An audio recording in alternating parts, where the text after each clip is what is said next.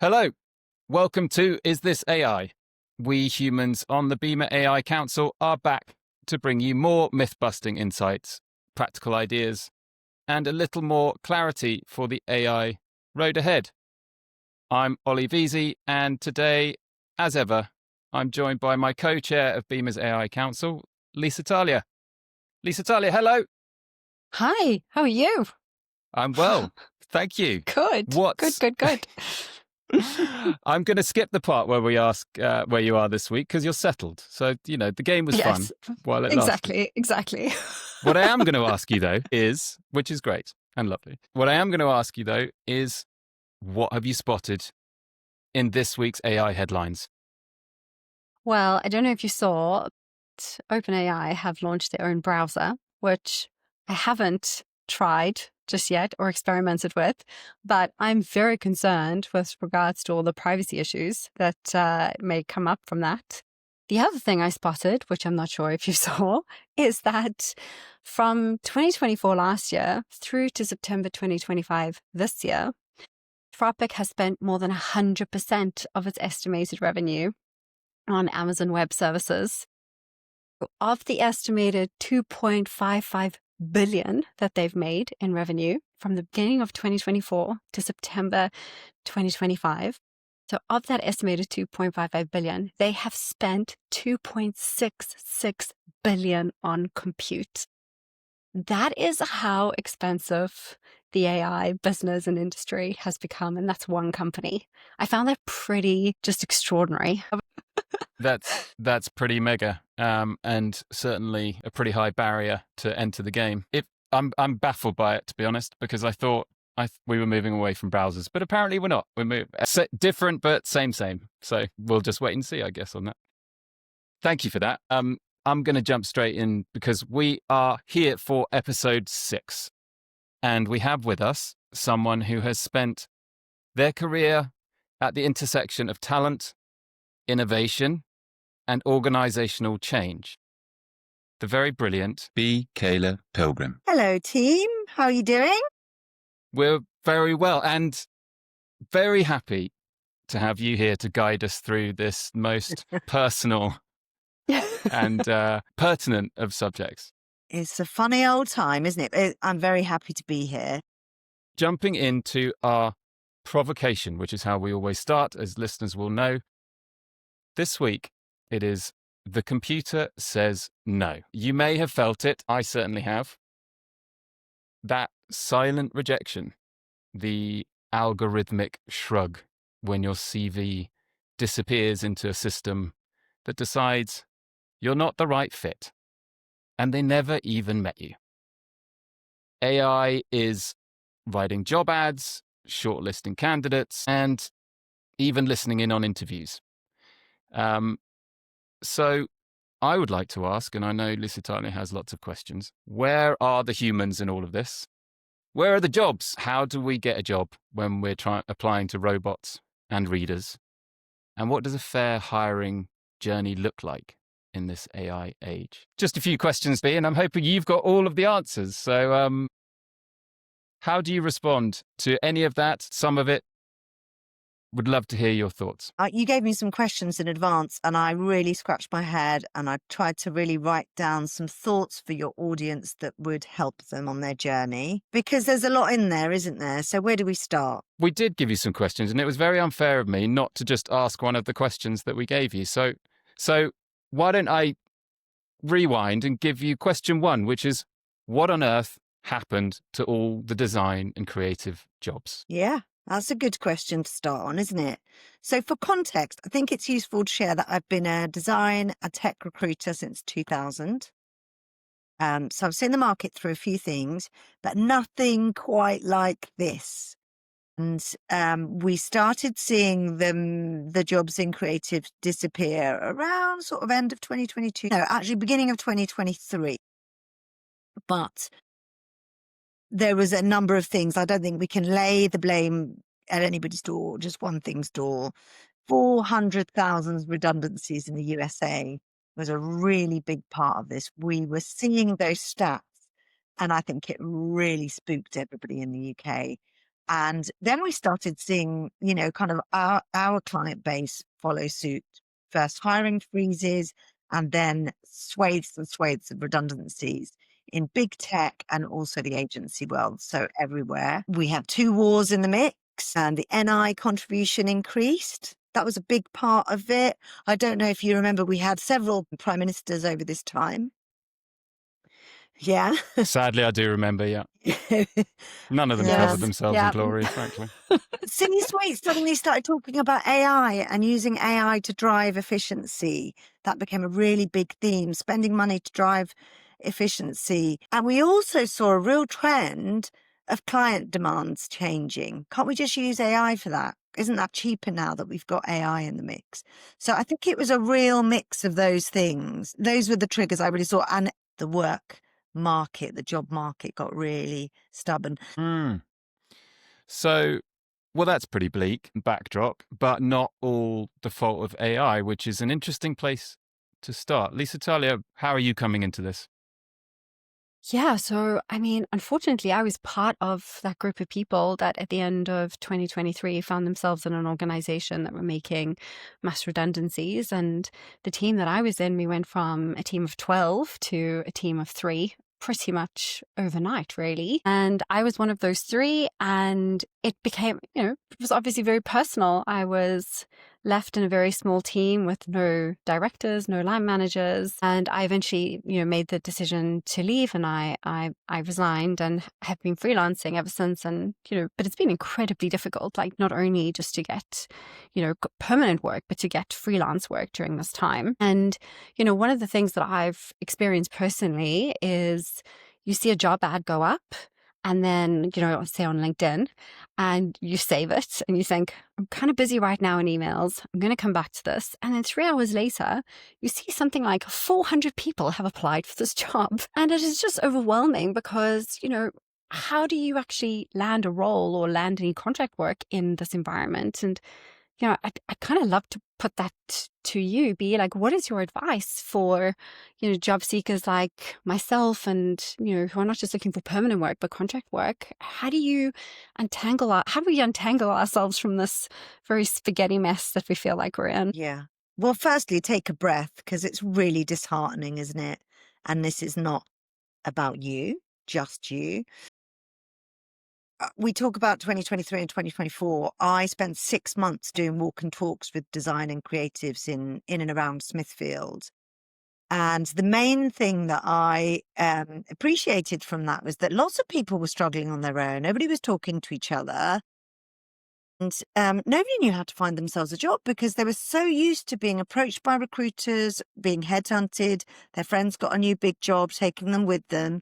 So it is a new set of skills that we are all having to learn in this job market. You don't get bonus points for being first. So I'm glad that you don't use that button, which just allows you to go, tick, I've applied for that job, because that is, that LinkedIn has got a lot to answer for putting that functionality, I think, because it's really bad timing. I think it's really, really important to tailor your approach. I've had situations where I've heard line managers talk about getting the same covering letter many times over because everybody's using ChatGPT to be more efficient and do stuff quickly. But if the receiving end of that, how do you compare one candidate to another when they're both using the same covering letter? I know of a situation in our business where we had 400 applications and we genuinely thought that most people could do the job. So we were really looking at the minutiae of detail, and that is because there is a lot more people on the job market. So how can you stand out? How can you really tailor your approach and just be consistent and strategic about how you follow up with that? According to Boston Consulting Group, approaching 70% of companies are using machine readers as first contact, as first screening contact for hires and for roles and for that first shortlisting. What can people who are looking for jobs do? Which way should they turn? Should they be applying so robots can find them, or should they be applying for the human read? Yeah. That's a really good question. I think a bit of both, because you need to get a job, right? You've got to think about yourself. And I've heard a similar stat that 70% of recruitment agencies are currently trialing AI. And AI can help uncover talent that wasn't otherwise available, but it can also screen out talent.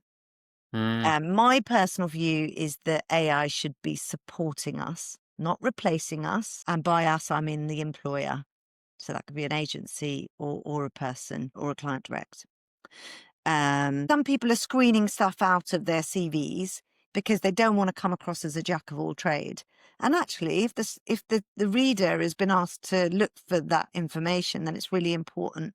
So I wouldn't be so keen to strip out bits of your CV anymore because you want to keep the relevant stuff in. And it's really hard because some people over-report on skills and some people under-report, right? And I'm sure that in our career, we've all had experience of that. I also want to give advice to people who are the employers, to companies, to other recruiters. Like, don't put something on a job spec or a person spec if it's not necessary, if it's not skills-based criteria, because that's when bias kicks in, right? So I'll give you an example. A client may be looking for a midweight, 6-7 years experience of working in a certain field, but they'll put a computer science degree. And that will rule out, if they put it in to the AI reader, it will rule out everybody that has a computer science degree. And actually, that might be somebody that couldn't afford to go to university, but has spent the last 7 years learning their trade. So it just feels really unfair. So there's change that needs to happen, and education that still needs to happen. Like, I just don't think it's as simple as get an AI to do that. It's the person who's driving it, and the person who's driving it needs training to understand that actually, if you put in a load of stuff into the AI criteria, it's going to rule a load of people out. But it is also for the person who's looking for a job today and used to pay their bills tomorrow, that if a screen reader is being used, you need to play it a little bit. That might mean putting stuff in your CV that you might not usually put in, and not stripping stuff out. Talia, do you want to pick up on any of that? Well, one of the things I'd love to pick up on is this idea around skills-based hiring. And of course, suddenly we're talking about AI skills, and it's fascinating because no one is actually listing what these AI skills are. We're all saying proficiency in AI, almost as a bullet point on every job spec that goes out there now. So with so much talk about AI literacy, like, B, do you have any advice on, what AI skills people or companies are actually looking for? And, I'm wondering specifically about, senior design and creative leadership, really. What should they be bringing? What kind of, they're expected to bring leadership, but they're also expected to have all of these, new AI skills that they're meant to bring. So do you have any advice on what these mysterious AI skills are? Yeah. Can I just say that this time really reminds me of about 2007, 2009, when every single branding agency in the country was asking for a head of digital. And we were like, yeah, what do you want them to do? And they were like, oh, we don't know. Get them to come along and then we'll interview them and then we'll work out the fit. And I kind of feel like that's what's happening again. So maybe the reason they're not listing it is because they don't know always and they're trying to work it out. Like, who's the expert in this, right? And what value do they bring? Yeah, good question, right? I think that a growth mindset is the thing that is most important in this marketplace, because nobody knows the answers. And the reason why people feel like leadership is zigzagging around is because the levers we used to pull are not working. So we're all trying to work out ourselves out of this funk together. So for me, I think that's quite important from a contextual point to sort of start with. But I think for creatives, understanding the products that are disrupting your space and having a sort of embracing that a little bit, and seeing where they can be useful is really important. Being really fluent, how you talk about these products and services. So that gives people comfort that you know what you're talking about. Being able to cite case studies, use fluency in how you discuss, and also, kind of having an understanding of what prompts work, how to prompt, creating your sort of own library around language is really important. We keep hearing that you're going to be a curator, not a creator as a design talent. And I think that's right. But you need to have contexts of how and when to apply these products. I don't think anybody's expecting you to have experience of hands-on working and delivering them. But I think there is something there about leading from the front with those softer skills, being really open to what's out there and having that growth mindset. Because, a year and a half ago, when I talked to people about AI in creative, people were running away from the gunfire and going, hoping that they would get to the other side of their careers and it wouldn't affect them. And I think there were some people that were proclaiming to be AI experts. And I don't think either of them existed.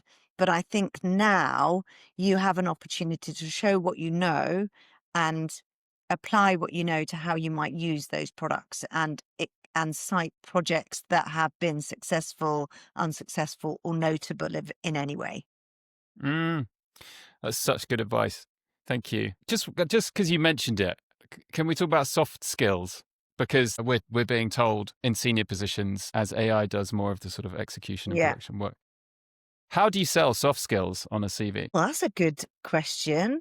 That's a hard question. Well, I guess, firstly, should we say what soft skills people are looking for at the moment? Because I am a big fan of this, and I recently wrote something about this. Being able to dance with ambiguity, understanding that transformation here to stay, like being a really good community, really critical thinking, problem solving. Those are the ones that I think are really important at the moment. I don't know how you sell them on your CV, because I think they are so much louder and clearer when you talk to somebody. So you've stumped me there.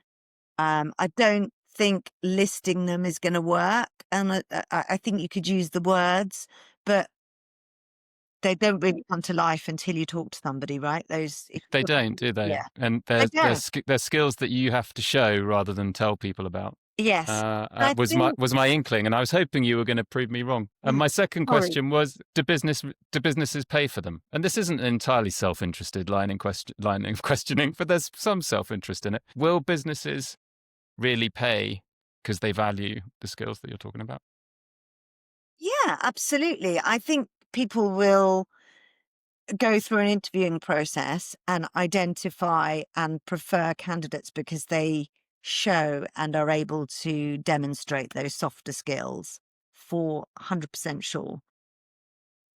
I think that is across the board. That is why we haven't started hiring people based on just CVs yet. We're still doing interviews. We're still doing face-to-face, even if they are video interviews. Talia, jump in here anytime. Well, I think, the point that you make around, it's things that you show and not necessarily things that you can say. I think that's one of the biggest challenges, right? Is that for so many of us who have so much to offer in that soft skill space, as well as, competing on expertise and experience and, the degrees that we have and, the additional deep experience that we've, crafted after that, just to try to get an interview or to try to land in front of a person where you have the opportunity to speak to someone at the moment is a really difficult thing to do. And I think, it just makes me reflect on how tiresome the job application process is and, how much pressure people then land up putting themselves when they do land up getting an interview, because all of a sudden you're like, oh, this is like my one shot, right? And I guess I just have a huge amount of sympathy and empathy and consideration for so many people who are in the job market at the moment, who are finding themselves in this position. I get these ads on LinkedIn. I don't know if you get them. I get them as a recruiter. It's like, would you like to come and talk to us? We've got an AI recruiter bot. And I think, no, I do not want to hire an AI recruiter bot. I want to invest in my staff at Futureheads and Smithfield and Synced and make sure that those people have the critical thinking and the good questioning and able to build rapport, and they're willing to go out and be part of the network and understand what's trendy at the moment and what will be useful to our candidate and client base. That value add stuff, right? That real stuff. I think that's the stuff that we are concentrating on more, actually, in the face of AI. That's how you get a great result and find the right person, to me. But isn't the prevailing wind taking everyone towards the bots? What are your competitors doing? Yeah, I don't know the answer to that because they don't call me and tell me. No. But I am part of I chair the DEI committee at APSCO, which are the governing body for the recruitment industry. So I do get to talk to lots of recruitment agencies across the board. What I would say is that I'm in the DEI space. People are going to be very values focused, right? If they're coming to those communities. So I think people do care and they do want an experience. But I think there is, like all industries, there's going to be a lot of commercial businesses who it's a race to the bottom line, the race to increase the bottom line. And that has always been the case in recruitment. I've been surrounded by people who have been in the pursuit of financial success, and that has been their number one thing. And then there's been people like me who have gone, actually, we care about values, we care about DEI, we're a B corporation, we care about other stuff too. And I think when people choose who they work with, that will influence the decision. I also, what we're looking for is quite complex. And I think there will be, perhaps some other recruitment that is much easier to automate. If for a body, that is probably easier to automate than if you're looking for your, kind of next creative director or your next product director, where it's very much leadership, where those softer skills that we've talked about are actually as important as the technical nous. AI can do many things, but it doesn't have any kind of quality control mechanism built into it, and these tools, even if they're being used for recruitment, like AI recruitment tools can't tell a hiring manager why a candidate is a good fit or not for the job, right? Because it's just reading certain keywords, and there's something definitely about, if you are an organization and you are a B Corp and you are trying to stand for certain values, being really clear that you audit the tools that you're using and you're understanding how they're working and how they filter through these different CVs, and also auditing how they work within your recruiting tasks, within your processes, right? So what tasks are they handling? How are they handling those tasks? What kind of tasks are they even doing, right? Are they sorting? Are they filtering? Are they curating? Are they categorizing? Or are they making decisions? And if they're making decisions, legally, that organization can actually find themselves in hot water because really, if it's filtering out on, certain protected characteristics and automatically disqualifying a candidate before that candidate is even seen by the hiring manager, that could be a really dangerous place for that organization to find themselves in. So, and that's regardless of whether you are trying to stand for certain DEI values or not. Absolutely. I think that's a real big fear for me. And I think that might be the reason why we have, you could say that we're late to the party, and we're in the tech space. So we talk about AI every day. We understand it, but we are using it for very nominal tasks. Like for me to sense check lists and agendas to make sure I haven't missed stuff. I tend not to use it. And nobody in our business uses it for shortlisting at the moment. It's not part of our process. I can't say that we will never do that, but actually there's two things that we're looking at now. One is, what is our process? What is our end-to-end process, and where could we create efficiencies that don't devalue the service? And then actually one of the things I shared I saw a really good sort of playbook. The business had been really, really clear about what they were using AI for and their kind of ethics and values around that. And I was like, that's who we aspire to be. When we start using AI, I want to be very, very clear with people what we're using it for. And I absolutely don't want it to be something, as I said to you earlier, that is a gatekeeper. It's got to be an accelerator for people. It's got to uncover candidates from protected minority groups that you might not have been able to use before, or identify that actually that brief has got too many words in it and you are restricting the number of candidates that might be able to apply.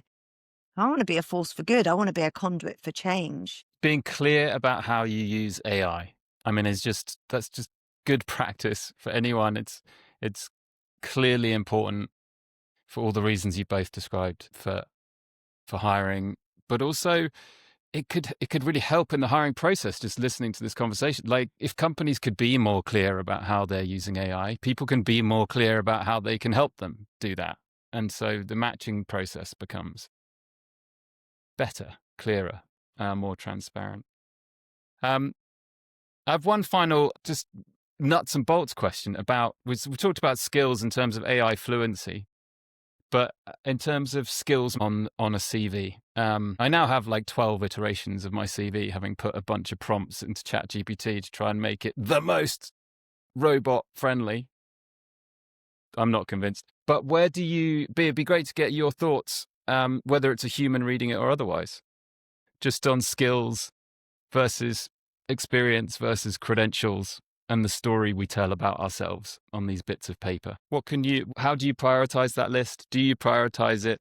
Where does the story start, and what captures your attention? Yeah. Well, what I'm going to tell you is very personal, right? If I'm hiring for me, I look at what people like to do at the weekend and the tone that they use and how they introduce themselves. That becomes much more important to me than when I'm recruiting for one of my clients. Like, fact, I'm not going to sit next to that person. But when I talk to a client, my job is to understand what their preference is, what they are looking for. And sometimes you've got an organization who just wants somebody to come in and do the job. You know, that business is driven by different things. And sometimes you've got a very values or very culture driven, and they are willing to go, do you know what? We don't need the exact fit. We want the right person to fit into our organization. So it's different for everybody. And that's why I think a bot doesn't really do that for you, because it can't discriminate in the way that your next employer will, in the most positive way. It can't tell you that. So put my hobbies back on my CV. Is that what? Yeah, maybe it's really hard though, isn't it? Because what I'm learning though is to not go mad trying to second guess what all the AIs and all the humans want out there, because you just can't. You can't, because every human, I have recruited for thousands of people, and they are not all looking, they don't go, I'm looking for a creative director, so I'm looking for this, bang. And then I can, because one creative will suit one business and not another. We talk to VC and PE funded businesses. Quite often they're much more binary about how they approach recruitment. And then you talk to a founder owner, how they approach recruitment is very different. So all of these, you guys know personas. The persona for all of the different hiring managers, very different. When I'm working with an internal recruiter, a HR person, they're quite black and white as well. They're quite black and white. They're adhering to a culture and a structure and a pay scale. So the way that what they're looking for is also very different. So absolutely good advice to yourself. Do not go mad trying to work out what the bots are looking for, because the people informing the bots don't know. No, but maybe create some personas. I quite like that idea. I was literally going to jump in here and say exactly the same thing. Maybe this is a new thing we need to add to all new job specs.